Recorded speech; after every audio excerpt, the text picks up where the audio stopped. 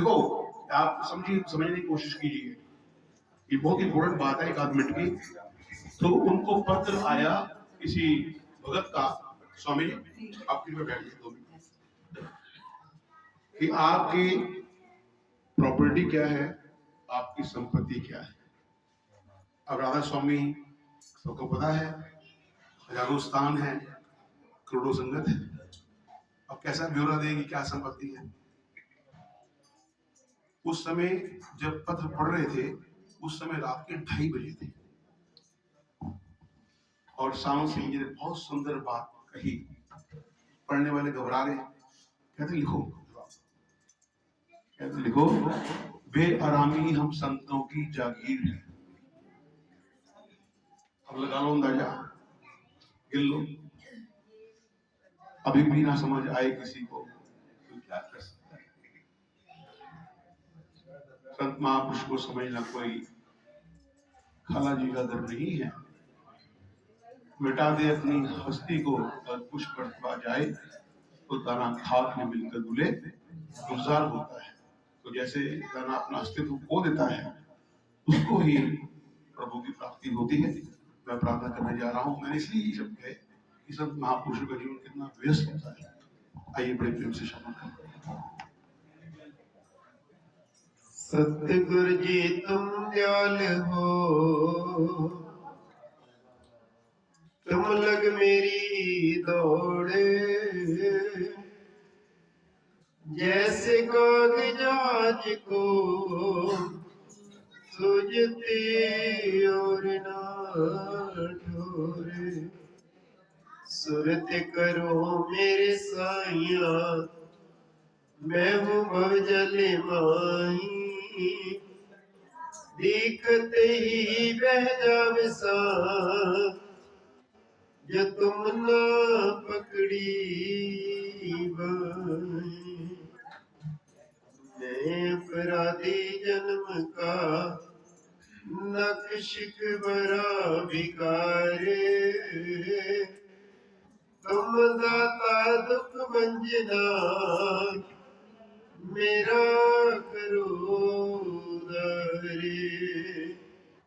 तुम दाता दुख भंजना, मेरा करो उद्धारे। प्रत स्वर्गीय हृदय सम्राट कटकटवासी ब्राह्मण महाप्रभु श्री नंगली निवासी भगवान जी के पावन चरण कमलों में कोटि कोटि दंडवत प्रणाम। उपस्थित परमादरणीय श्रद्धेय पूजनीय वंदनीय सभी संत महापुरुष अपनी अपनी अगाध श्रद्धा निष्ठा और प्रेम को लेकर के आए हुए श्री गुरु महाराज जी के प्यारे भक्तजनों, प्रमुखों, प्रेमियों, अपनी मनोवृत्ति को एकाग्र करते हुए मेरे साथ मिलकर के जय घोष करें। बोलो जयकारा, बोलो मेरे श्री गुरु महाराज की जय, साचे दरबार की जय, बोलो श्री नगली निवासी भगवान की जय, बोलो श्री परमहंस दयाल जी महाराज की जय, बोलो श्री निजातम सार मनोज।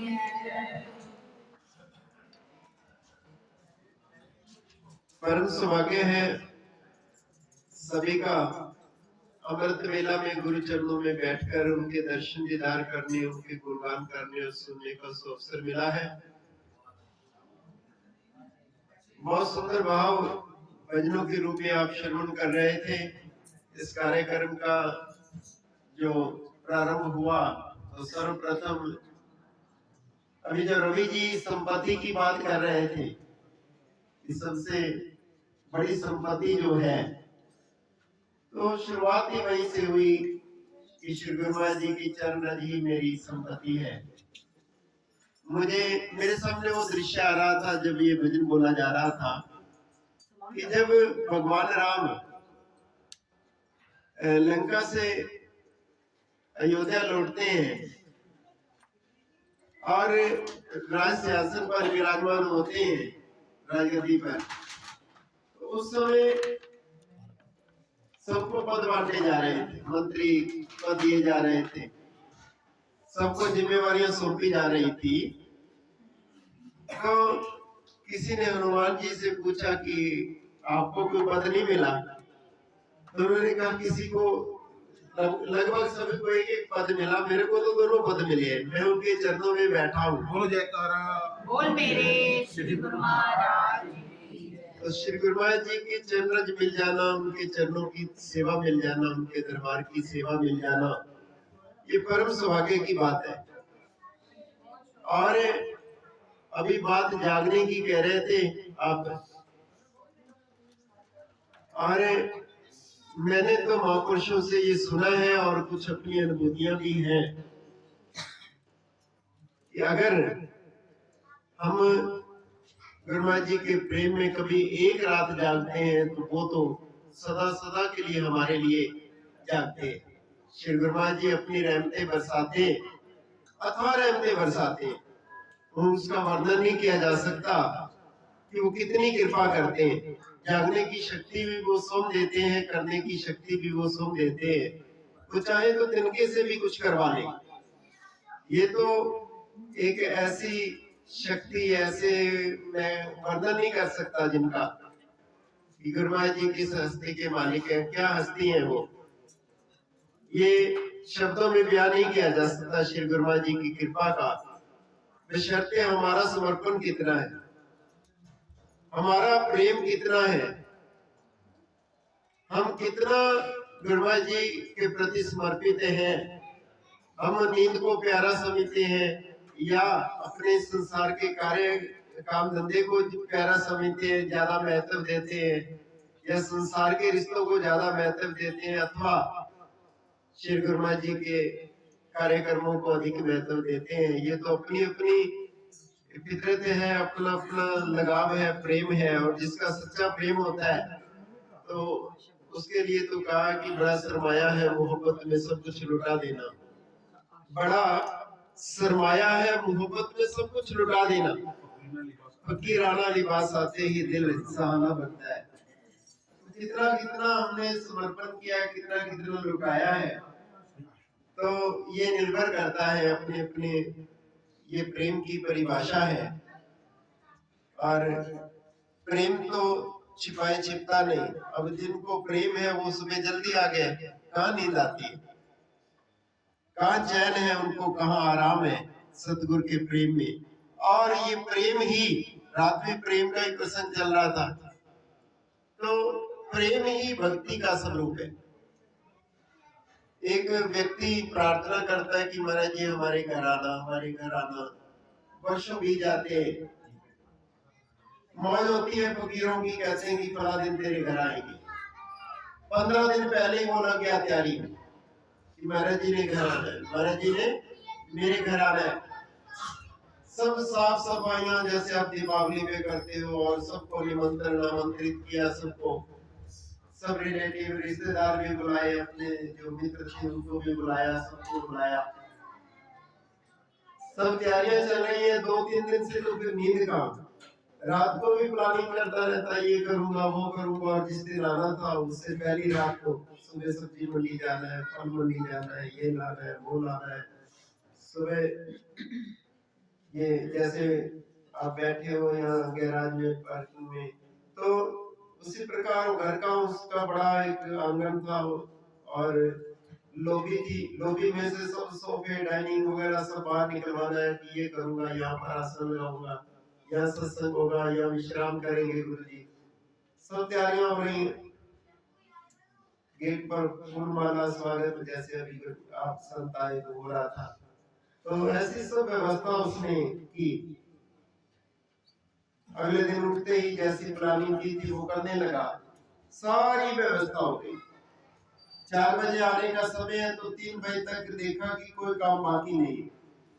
घूमते घूमते वो जो ओपन स्पेस था बैक साइड में, वहां चला गया। और जब वो वहां जाता तो वहां सोफे रखे हुए थे, डाइनिंग रखा हुआ था, जो बाहर निकाला था, देखा कि कोई काम बाकी नहीं है और सोफे पे बैठ गया। जब वो सोफे पे बैठा तो जागा हुआ था, 2-3 रात से तो सोया ही नहीं था। और सोफे पे बैठते ही आग लगी। उधर गुरुजी आ गए, 4 बज गए, गुरुजी आ गए।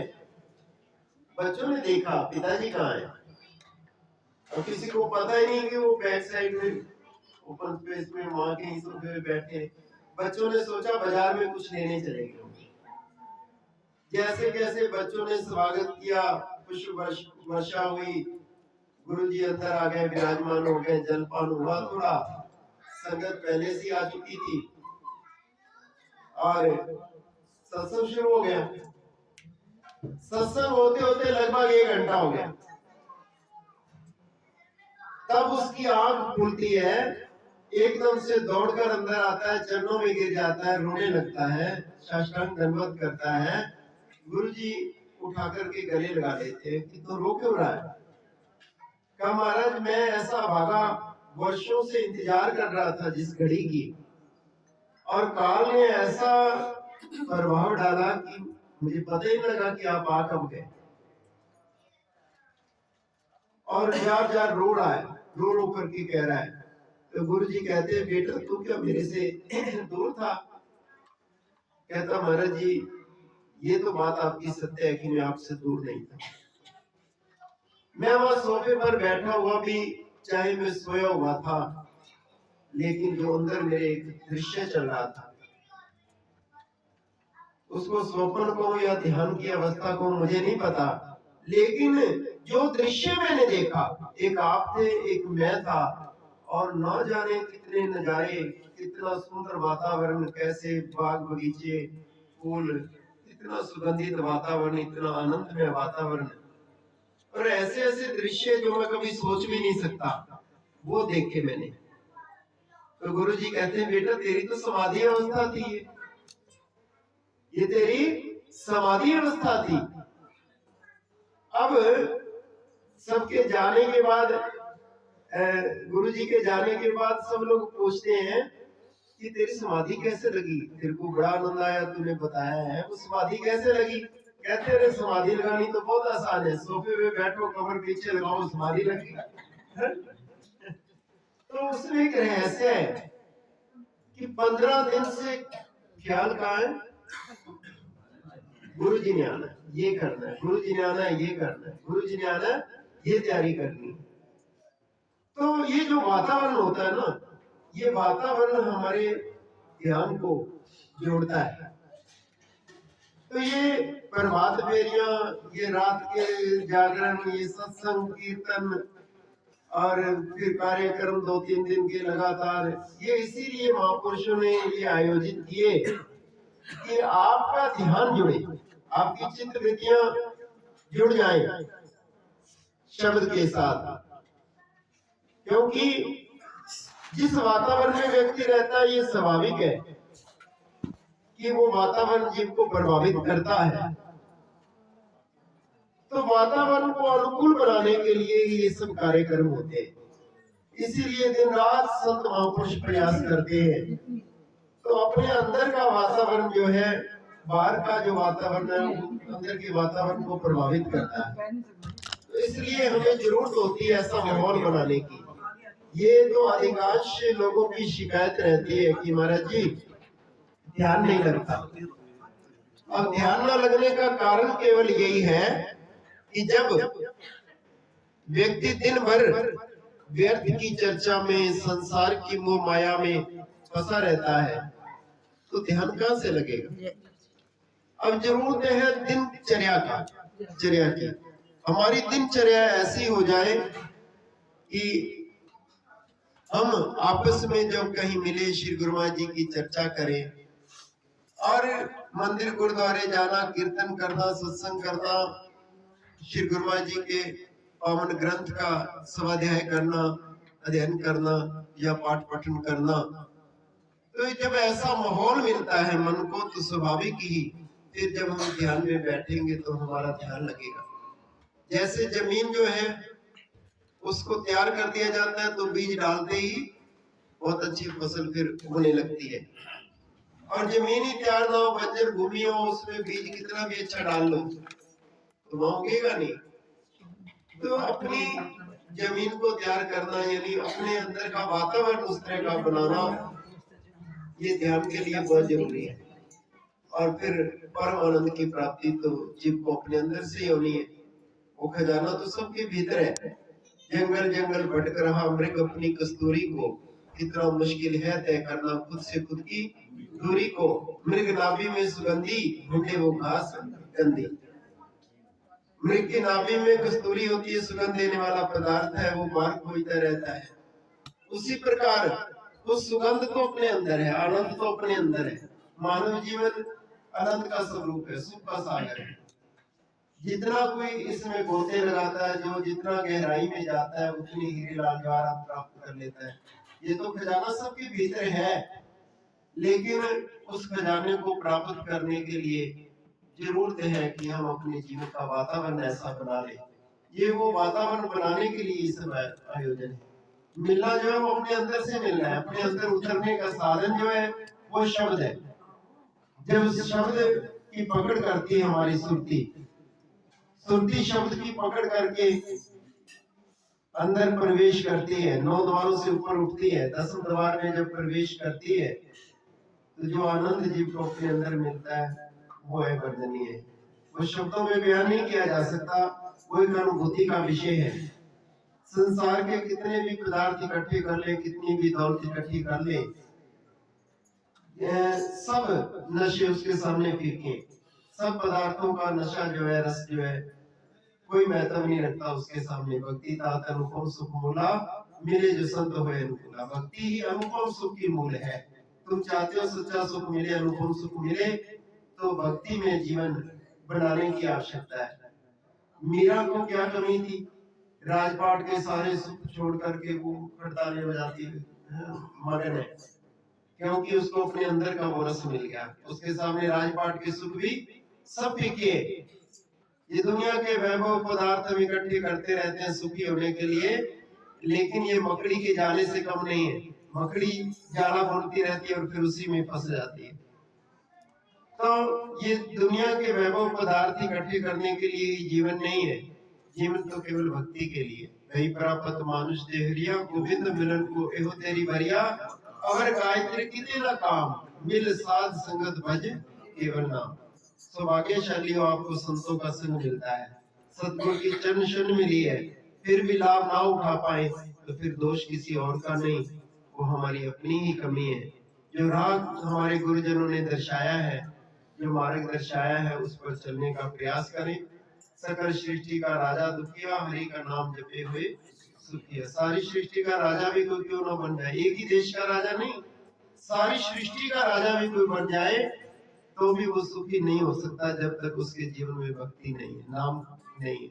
इसलिए जो नाम शब्द आपको मिला है, नाम शब्द को महत्व दो। उससे जुड़ने के लिए कीर्तन करते रहो, सत्संग करते रहो, संतों का संग करते रहो, जिससे आपकी चित्त वृत्तियां अंतर्मुख हो और परमानंद की आपको प्राप्ति हो। आज की शुभ घड़ियों की मैं सभी संत महापुरुषों को, आई हुई संगत को और विशेष रूप से भाटिया परिवार को जिन्होंने ये आयोजन किया, तो सबको लाख लाख बधाई।